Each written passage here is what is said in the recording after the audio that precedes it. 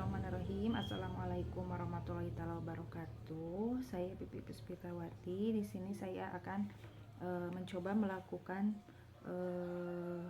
praktek untuk percobaan struktur dan fungsi telinga dengan tujuan untuk mengetahui bagian-bagian yang menyusun telinga beserta dengan fungsinya. Alat dan bahan yang diperlukan yang pertama yaitu gambar, struktur alat pendengaran manusia, lembar pengamatan, dan alat tulis.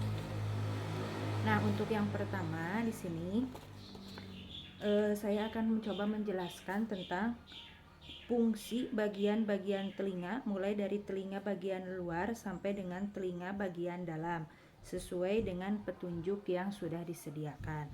Telinga manusia di sini terbagi menjadi 3 bagian. Yang pertama ada telinga bagian luar, telinga bagian tengah, dan telinga bagian dalam.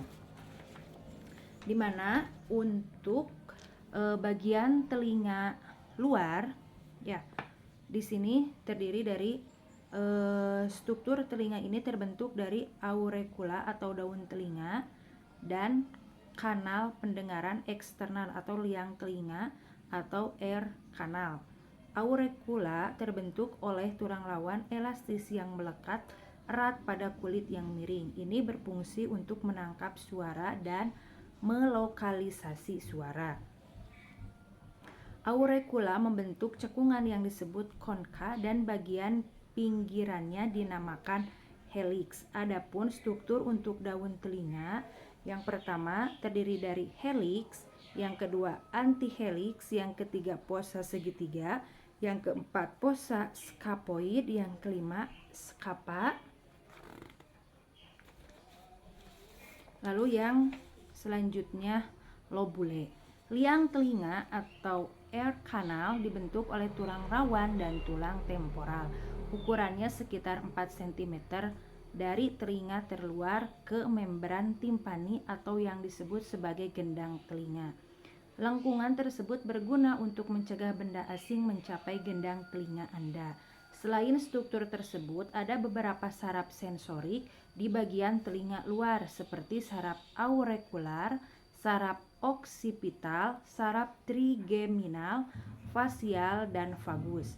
Saraf trigeminal, fasial, dan vagus merupakan bagian dari saraf kranial yang langsung terhubung ke otak, sedangkan saraf aurikular dan oksipital adalah komponen dari saraf tulang belakang. Bila ada masalah pada bagian telinga luar ini, gangguan telinga bisa terjadi. Ambil contohnya seperti otitis eksterna atau yang juga disebut dengan swimmer's ear.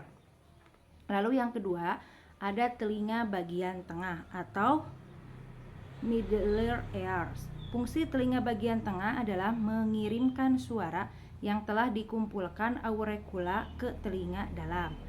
Sebelum dikirimkan, bagian ini mengubah gelombang suara menjadi getaran. Bagian telinga tengah memanjang dari batas telinga luar ke membran timpani. Pada bagian ini terdapat 3 tulang yang terhubung dan mengirimkan gelombang suara ke bagian dalam.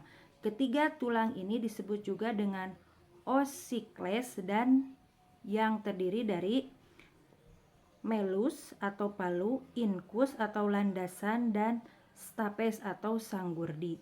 Selain 3 tulang tersebut, anatomi telinga tengah terdiri dari 2 struktur utama, yaitu membran timpani dan saluran eustachius.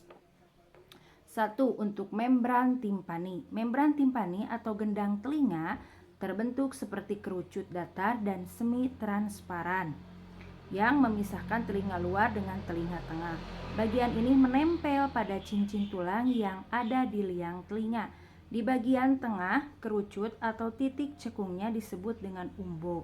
Sementara pada membran di sekeliling umbo ini terdiri dari 2 bagian yang berbeda yang disebut pars placida dan pars tensa. Ada 3 saraf sensorik pada membran timpani, yaitu saraf auriculotemporal, saraf intermedius, dan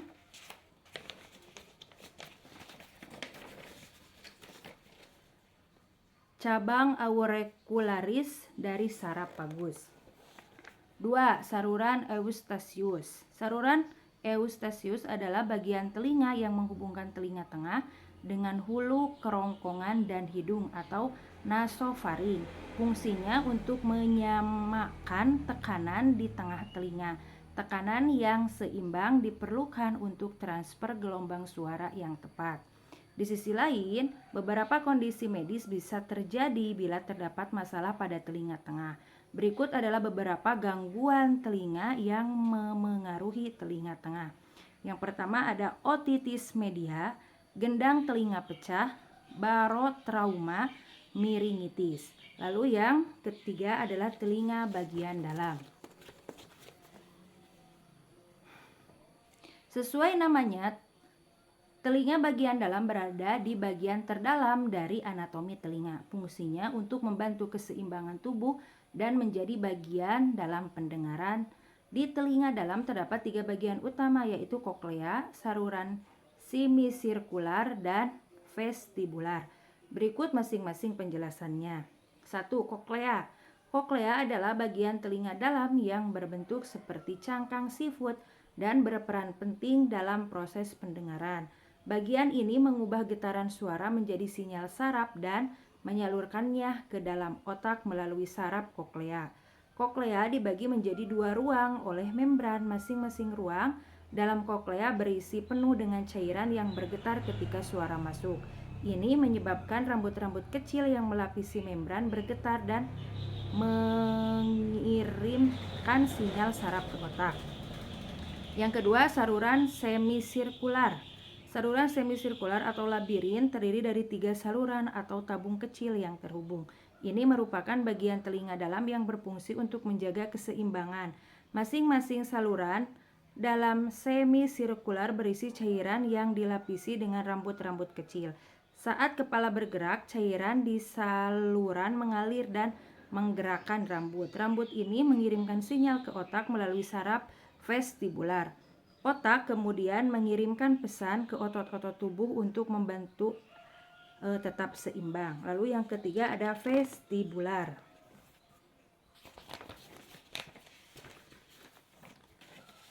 Vestibular merupakan bagian penghubung antara koklea dan saluran semisirkular.